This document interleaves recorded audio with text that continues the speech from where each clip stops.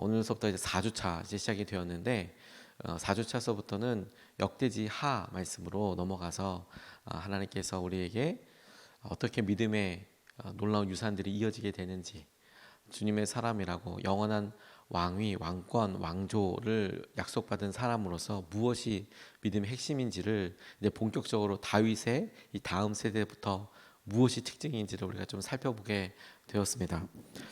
사무엘상, 사무엘하, 그리고 역대하, 열왕기상, 열왕기하, 이 말씀과 역대하로 넘어왔을 때의 차이점은 다윗의 죽음이 중심이 되어 있는 사무엘 상하와 열왕기 상하, 이제 그건 다윗의 죽음이 중심이었다면 이 열왕기 상하는 다윗의 죽음이 아니라 성전이 이제 서는 것을 중심으로 해서 나눠져 있습니다.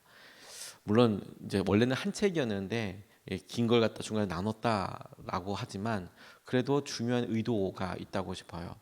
무엇에 집중하는가 하는 것이죠. 사무엘 상하와 열왕기 상하는 사람, 인물을 중심으로 하고 있습니다. 다분히 그들 당신의 사람이 누구인지. 하지만 역대기 상하는 성전을 중심으로 하고 있어요. 하나님께서 다윗에게 약속하셨던 영원한 왕조, 그 왕조에 어떻게 하나님께서 이끌어 가시는지와 함께 그 핵심 중의 핵심이 성전입니다. 성전. 그 성전이 하나님께서 주신 놀라운 은혜와 마음으로 어떻게 지어지고, 그리고 그 성전에서 사람들이 어떻게 안타깝게 살아가는지, 마지막에 성전이 다 무너지고 또 어떻게 세우게 되는지, 이걸 중심으로 우리에게 이야기하고 있습니다. 아주 길게는 신약으로까지 여져 보면 이제는 보이는 성전이 아니라 우리 마음 안에 성령께서 오심으로 우리 안에 있는 성전에 대해서도 이야기하시죠. 그러니까 예수님이 우리에게 구속사라고 이야기하는, 하나님께서 예수님을 통해서 이루어진 우리를 구원하시는 역사를 중심으로 본다면 이 성전이 지어지게 되는 것은 영원한 약속과 아주 깊은 그런 관련이 있어요. 거의 핵심이라고 가까울 만큼 중요한 이야기입니다. 하나님께 예배하고 하나님의 영광이 임하는, 영광이 가득 찬 성전은 이스라엘 백성들의 믿음과 그리고 삶의 중심이 되고 있는 것이죠. 그 처음을 성전을 지어서 드릴 때 드리는 여러 이제 과정들이 나오게 되는데, 이제 솔로몬이 처음에 이제 왕이가 되어서 그 성전을 통해서 하나님께서 하시는 은혜도 이제 거기 한 걸음 이렇게 쑥 나아가는 그런 장면입니다. 이제 짓고 뭐 이제 하는 얘기들이 더 자세하게 이제 나오게 될 터이지만, 그런 이어지는 것을 어떻게 우리가 좀 볼 수 있을지 우리가 같이 솔로몬의 입장에서 좀 질문해 보고 싶습니다.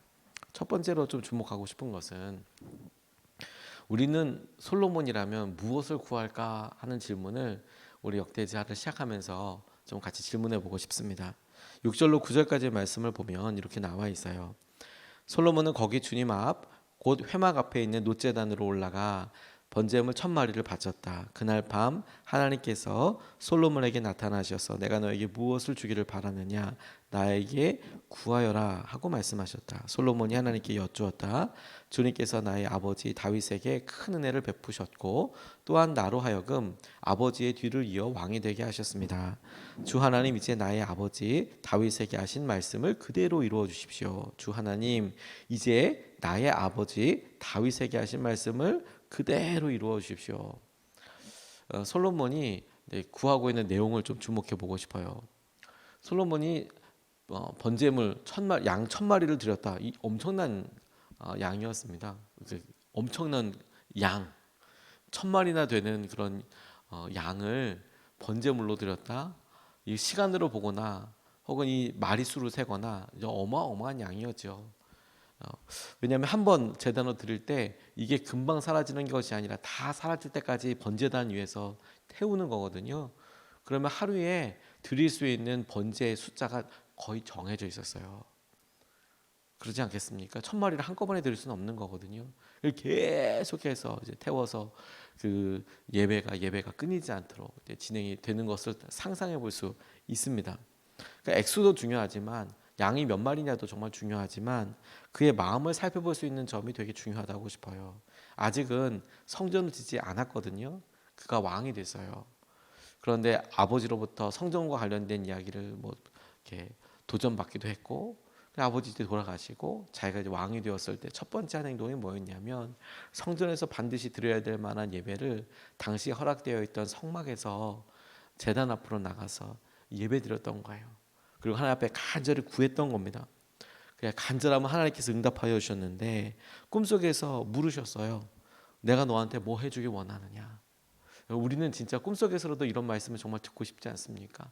우리의 간절함에 우리의 바람에 하나님께서 응답하셔서 내가 너한테 뭐 해주기를 원하느냐. 솔로몬의 진심과 솔로몬의 간절함이 하나님 앞에 닿아서 그래 내가 뭐 해주랴. 내가 너 뭐 해줄까. 이런 마음이 들었다고 하니 얼마나 큰 감사이고 얼마나 큰 기쁨이에요. 여러분들은 이런 질문을 하나님께 듣는다면 뭐라고 대답하시겠습니까? 오늘 새벽에 기도하다가 아니면 오늘 하나님께서 우리에게 말씀과 성령의 놀라운 인도하심으로 너 너에게 뭐 해줄까? 라고 이야기한다면 하나님 이거요 라고 이야기할 만한 것이 무엇이 있으십니까?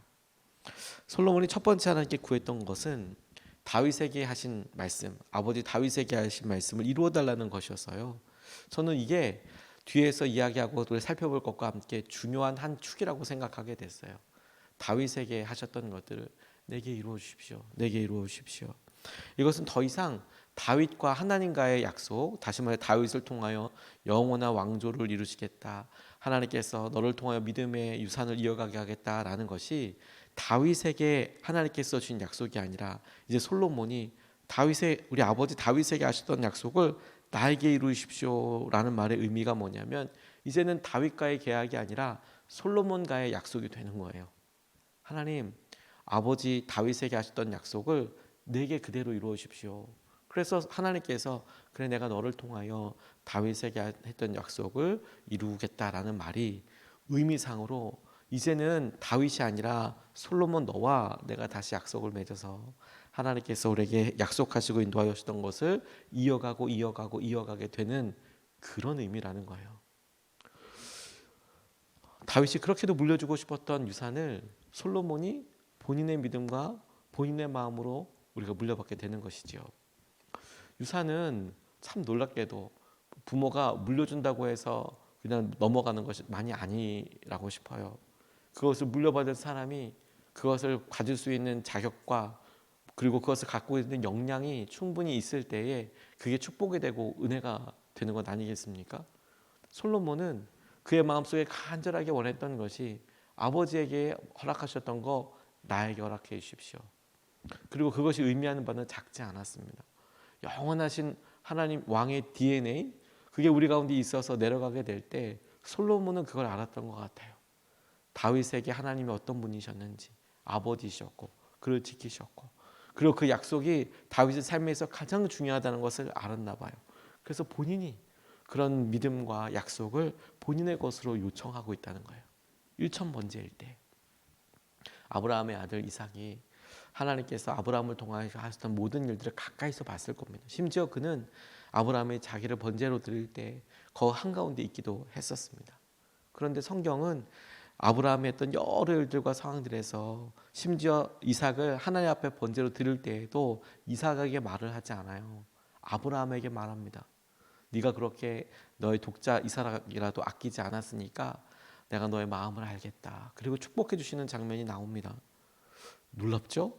자기의 생명을 들어서 죽을 뻔한 것은 이삭인데 하나님은 아브라함에게 이야기합니다. 아브라함에게 찾아오십니다. 친밀하게 말씀하십니다. 그런데 이 삶의 반전이 있어요. 반전이라 놀라운 중심, 핵심.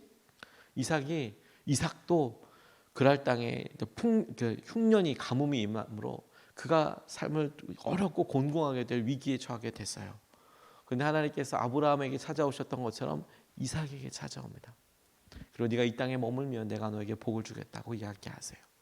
그게 갖게 되는 의미가 얼마나 놀라우냐면 그동안은 아버지 하나님이었어요. 아브라함의 하나님, 내게 복을 주십시오. 은혜를 주십시오. 그런데 이삭이 하나님께서 하신 은혜를 본인에게 찾아오신 주님의 말씀을 내가 순종함으로 그 순종을 통해서 하나님께서 내게 말씀하시고 내게 약속하시고 그래서 이제 더 이상 하나님은 아버지 하나님만이 아니라 나의 하나님이 되는 거예요. 나의 하나님. 그리고 그것이 이삭이 하나님께서 주신 은혜와 마음과 놀라운 주의 은혜 가운데 머물 수 있었던 가장 중요한 통로가 되는 것이죠. 하나님이 나의 하나님이 되신다. 나의 하나님이 되신다고.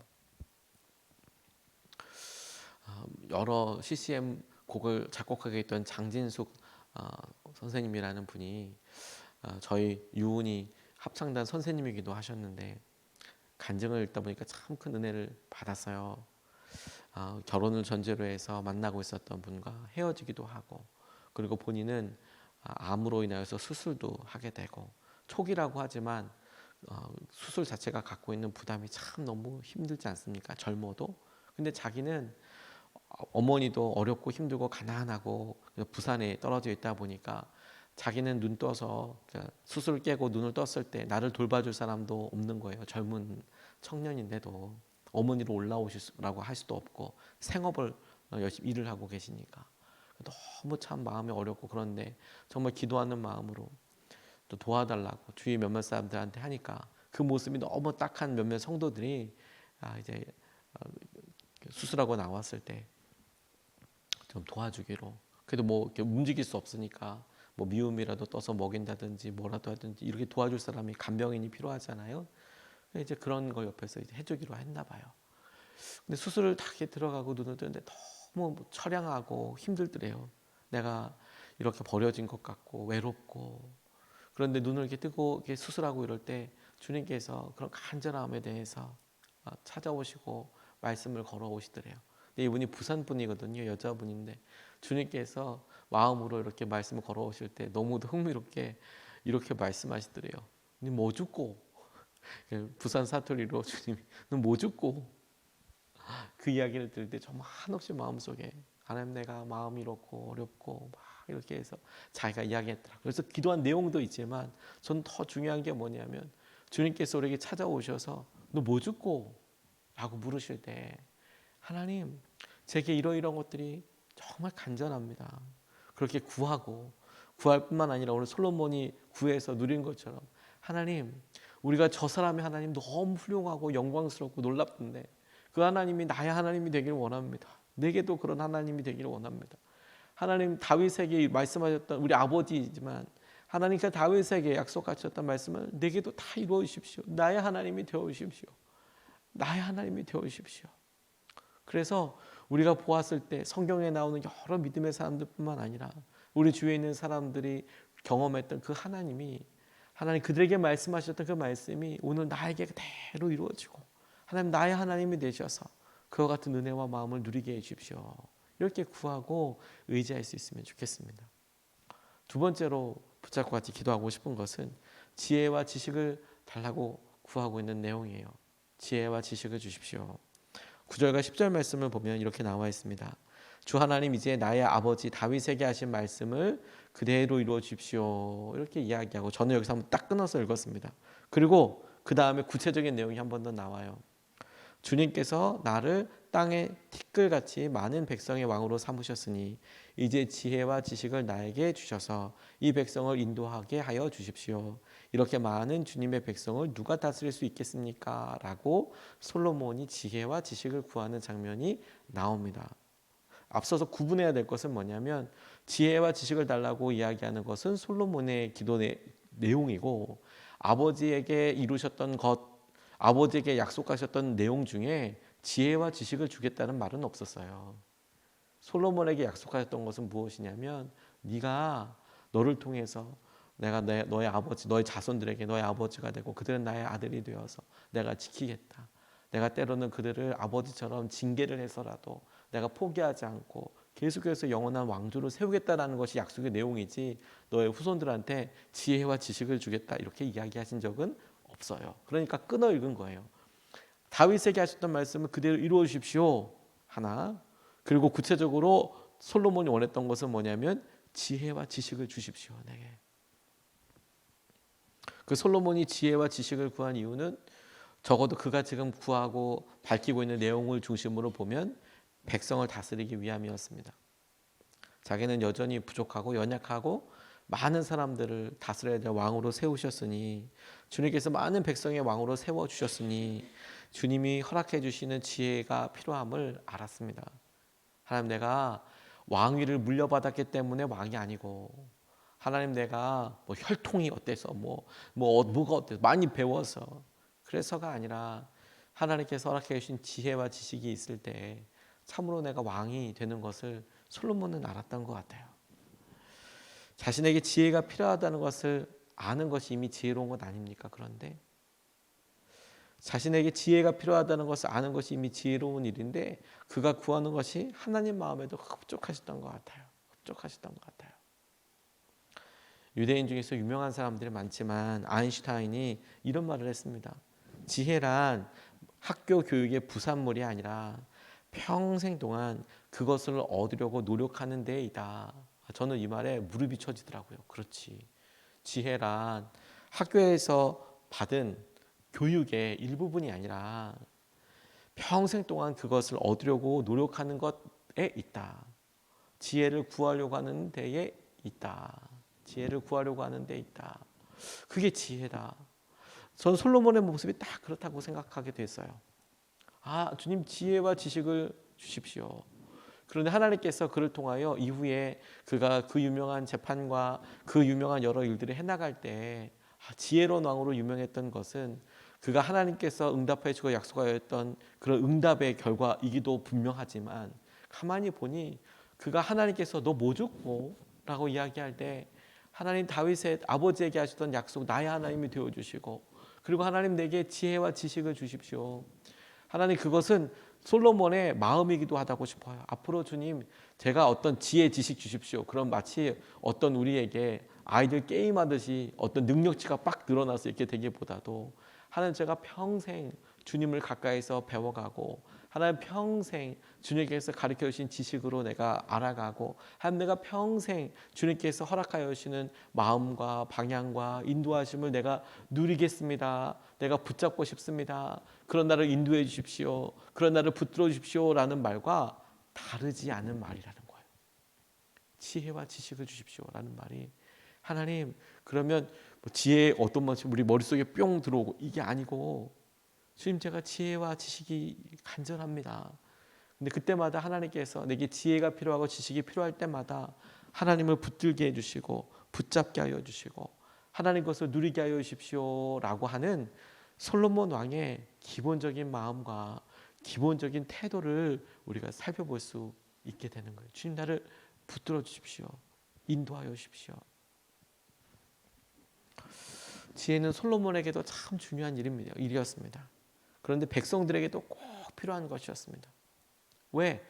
자신들을 다스릴, 인도할, 리드할 그런 왕이, 지도자가 지혜로우면 이건 지도자만 좋은 게 아니고 모든 백성들에게 다 은혜롭고 다 행복하게 잘 사는 것이 되지 않겠습니까? 은혜의 통로가 되는 것이죠. 저는 솔로몬과 같은 모습이 우리에게도 간절함이 될 수 있으면 좋겠습니다. 하나님 우리가 우리 가정에서 지혜로운 자가 되기를 원합니다. 솔로몬처럼 지혜롭기를 원합니다. 이 말은 또 뭐가 이렇게 머릿속에 팍 이게 아니고, 주님 제가 솔로몬이 보여주는 것처럼 주님께서 우리에게 무엇을 구할 때마다 하나님 제가 주님께로부터 주어지는 지혜가 지식으로 계속해서 인도함 받기를 원합니다. 주님과 계속해서 함께 하기를 원합니다. 주님께서 함께 하시는 것을 통해서 주님의 마음과 주님의 생각을 통해 사람들에게 통로되기를 원합니다. 흘려보내는 은혜의 통로가 되기를 원합니다. 하나님 우리 가정에서 그렇게 되기를 원하고, 우리 직장에서 그렇게 되기를 원하고, 우리가 만나는 사람들에게서 그렇게 되기를 원하고, 주님께서 지혜와 지식을 주심으로 은혜의 통로되게 하여 주시는 것을 우리가 보고 누리게 하여 주십시오. 이렇게 붙잡고 기도하고 싶습니다. 오늘 두 가지 말씀을 같이 나눴습니다. 첫 번째, 당신은 무엇을 구하겠습니까? 무엇을 구하시고 무엇을 하나님 앞에서 붙잡으시겠습니까? 솔로몬은 다윗 왕에게, 아버지에게 하셨던 것처럼 내게도 그런 은혜를 주십시오. 내게도 그런 은혜를 주십시오. 그렇게 구하고 있는 것을, 하나님 나의 하나님이 되어 주십시오. 두 번째, 주님 지혜와 지식을 주십시오. 우리에게 주님을 붙잡고 따라가고 알아가고 공급해 주시는 은혜로 주님 살게 하여 주시고 붙잡게 하여 주십시오. 이것을 붙잡고 두 번 나눠서 같이 기도하겠습니다. 첫 번째 기도하고 싶은 것은 주님의 선하신 말씀을 우리에게 이루어 달라고 기도하고 싶습니다. 여기서 선하신 말씀 우리가 봤듯이 솔로몬은 다윗을 주목했어요. 자기 아버지 다윗에게 하셨던 말씀을 내게 이루어 주십시오. 그 말이 응답하고 내포하고 있는 바가 다윗의 하나님이었던 것처럼 나의 하나님이 되어 주십시오. 하나님, 누구에게 그렇게 역사하시고 말씀하셨던 그 말씀을 내게도 이루어 주십시오. 하나님, 내게도 그렇게 이루어 주십시오. 주님의 선하신 말씀을 우리에게도, 내게도, 나에게도 좀 이루어 주셔서 주님, 그 사람이 고백했던 하나님, 사랑의 하나님, 능력의 하나님, 채우시는 하나님, 공급하시는 하나님, 인도하시는 하나님이 나의 하나님이 되어 주십시오. 하나님, 내게도 그렇게 이루어 주십시오. 오늘 첫 번째로 같이 함께 기도하시겠습니다.